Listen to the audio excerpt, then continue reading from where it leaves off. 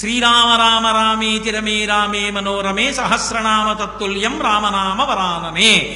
రామ రామ రామ అని 3 మాటలంటే చాలు పార్వతి విష్ణువు యొక్క సహస్రనామములు చెప్పేసినట్టే. సంస్కృత భాషలో అక్షరాల్ని లోకి మార్చేటటువంటి సంప్రదాయం ఉంది. రా 2 మా 5. రామ అంటే 2 × 5 × 2 × 5 × 2 × 5. 2 5 10, 10 2 20, 25 100, 2 200, 100 2 200, 205 1000. సహస్రనామ తత్తుల్యం రామనామ వరాననే. అందుకని ఒక్క రామనామాన్ని 3 మాటలు పలికితే సహస్రనామ తత్తుల్యం విష్ణు సహస్రనామ స్తోత్రాన్ని చెప్పేసినట్లే. అంత గొప్ప నామము. ఆ నామాన్ని ఎలా పలకచ్చు అని అడిగారు. బిడ్డ పేరు పెట్టి పిలిచిననైనా, ఏదో ఎకసక్కంబనకైన పద్య గద్య గీత భావార్థములనైన కమలనయను పిలువ కలుష హరము. రామనామాన్ని మీరు ఏదో పిల్లాడికి పేరుగా పెట్టుకుని ఒరే రామా ఇలారా రామా ఇలారా అని పిలిచినా సరే పాపహరం. బిడ్డ పేరు పెట్టి పిలిచిననైనా, మధ్యలో ఏదో ఆటలాడుకుంటూ రాముడు లక్ష్మణుడు అని పేరు పెట్టుకుని రామా రామా అని పిలిచినా సరే, లేదు పద్య గద్య గీత భావార్థములనైనా ఎప్పుడైనా సరే పద్యంలోనో గద్యంలోనో గీతలోనో ఎక్కడో అక్కడ రామనామం చెప్పుకుంటే, రామనామం వ్రాస్తే చాలు. అంత గొప్పది శ్రీరామనామం. లోకంలో తారకము అన్న మాట రెండిటికే వర్తిస్తుంది. ఒకటి ప్రణవం, ఒకటి రామనామం. రామనామం చెప్తూ శరీరం ఎవడి విడిచిపెట్టేస్తాడో వాడి తారకం, అంటే సంసారమును దాటిపోతాడు, మోక్షానికి వెళ్ళిపోతాడు. రామనామము అంత గొప్ప నామము.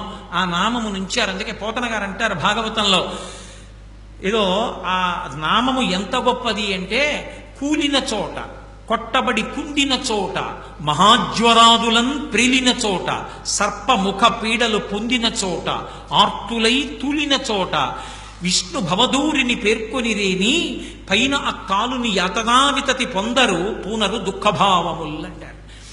ఆఖరికి నామం అనేటటువంటిది ఎప్పుడు చెప్పుకోవచ్చు అంటే, దానికి మడి తడి ఆచారం కూర్చున్నాడా నించున్నాడాతో సంబంధం లేదు.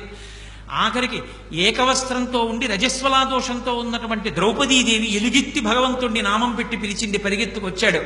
చావుకి దగ్గరగా ఉండి ఇక నోటి వెంట మాట రాని స్థితిలో గజేంద్రుడు భగవంతుణ్ణి నామం పెట్టి పిలిచాడు, పరిగెత్తుకొచ్చాడు. అందుకే త్యాగరాజస్వామి పిబరే రామరసం అంటారు. తాగేసేయండి రా రామరసాన్ని అంటారు. శ్రీరామ నీ నామం ఎంత రుచిరా, ఎంత రుచి ఎంత రుచి ఎంత రుచిరా, పాలు మీగడల కన్నా పంచదార తేనెల కన్నా శ్రీరామ నీ నామం ఎంత రుచిరా. అంటే రామనామం రుచి ఏమిటండి, కాగితం మీద వేసి నోట్లో పెట్టుకోవచ్చా అని కాదు. పెరుగు తేనె పళ్ళరసం ఇలాంటివి నాలుక మీద వేసుకున్నప్పుడు నాలుక మీద ఉండేటటువంటి రసాంకురములు దాని యొక్క రుచిని చెప్పినప్పుడు పరవశించినటువంటి మనసు ఏ స్థితిని పొందుతుందో, రసాంకురములతో ఉన్న నాలుక కేవలం బాహ్య పదార్థముల యొక్క రుచి చెప్పడం కాదు, రామ రామ రామ రామ అనే శ్రీరామనామం చెప్పడంలో ఉండేటటువంటి పారవస్యాన్ని పొందిన నాడు శ్రీరామ నీ నామం ఎంత రుచిరా. అప్పుడు ఆ రామనామం యొక్క రుచి తెలుస్తుంది. తారకనామం రామనామం. రామనామం పలికినంత మాత్రం చేత ఎప్పుడు పలకచ్చు అంటే, కూలిన చోట, గడప తగిలి పడిపోయాడు రామా అన్నాడు చాలు, వాడు అదృష్టం. కూలిన చోట, కొట్టబడి కుందిన చోట, ఎవరో వెనక నుంచి కొట్టారు, కింద పడిపోయాడు, రామా అంటూ పడిపోయాడు, తరించిపోయాడు. కొట్టబడి కుందిన చోట, మహాజ్వరాదులను ప్రీలిన చోట, 104 జ్వరం వచ్చి పడిపోయి ఉన్నాడు. ఆ పలవరించేటప్పుడు రామా రామా అని పలవరిస్తున్నాడు, వాడు ఉన్నతగతులు పొందుతాడు. మహాజ్వరాదులను ప్రీలిన చోట, సర్పముఖ పీడలు పొందిన చోట. అలా వెళ్ళిపోతుంటే బొస్సున పాము వచ్చి పడగెప్పింది, శ్రీరామ శ్రీరామ శ్రీరామ అన్నాడు. వాడు తరిస్తాడు, రక్షింపబడతాడు. సర్పముఖ పీడలు పొందిన చోట విష్ణు భవదూరిని పేర్కొని రేని ఆ పైన ఆ కాలుని యాతనావితతి పొందరు పూనరు దుఃఖభావముల్. యమధర్మరాజు గారి యొక్క పాశం వాళ్ళ మీద పడదు. రామనామం అంత గొప్ప నామం. అందుకే అటువంటి నామాన్ని సదా స్మరించి శ్రీరామనామాన్ని మనసులో అనుకుంటూ శ్రీరామనామాన్ని వ్రాసినంత మాత్రం చేత రామచంద్ర ప్రభువే మనం చేరుకోవలసినటువంటి స్థితిని నిర్దేశిస్తాడు. మహానుభావుడు గుంటూరులో రాగం ఆంజనేయులు గారని ఉండేవారు. ఆయన ఏం పెద్ద చదువుకోలేదు, ఎప్పుడూ శ్రీరామనామమే. అలా శ్రీరామ శ్రీరామ శ్రీరామ శ్రీరామ వ్రాస్తూనే ఉండేవారు. ఆఖరికి ఆయన ఆ పుస్తకాలన్నీ రామనామం రాసినవన్నీ బండిలో పెట్టుకుని రామనామ జపం చేస్తూ భద్రాచలం వెళ్ళారు. భద్రాచలం వెళ్ళి ఆ రోజు సాయంకాలం రామచంద్రమూర్తి యొక్క దేవాలయంలో రామనామం ఇచ్చేద్దాం అనుకున్నారు. ఇవాళ ఎందుకులేండి, ఇక్కడ ఏదో సప్తాహం చేద్దాం అనుకుంటున్నాం కదా, రేపిద్దాం, ఏకాదశి వస్తుంది కదా అన్నారు. ఏమోనయా ఏ క్షణం ఎవడికి తెలుసు, ఇచ్చేసేద్దాం అన్నారు. ఆ రోజు రాత్రి రామచంద్రమూర్తికి రామనామం అంతా సమర్పించి మరునాటి నుంచి క్రతువు ప్రారంభం అవుతుంది భద్రాచలంలో. వచ్చి యజ్ఞ భాగం దగ్గర నించున్నారు.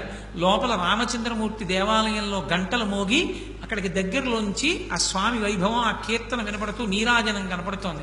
ఆ నీరాజనం వంక చూస్తూ అలాగే నిలబడి రామ రామ రామ అంటూ శరీరం వదిలేశారు. ఆయన తన పెళ్లికి కూడా మంగళతోరణాలు కట్టద్దు అని మావిడాకులు కట్టించకుండా తన స్నేహితులతో రామనామం కాగితాల మీద వ్రాయించి రామనామాన్ని తోరణాలుగా కట్టించుకున్నారు.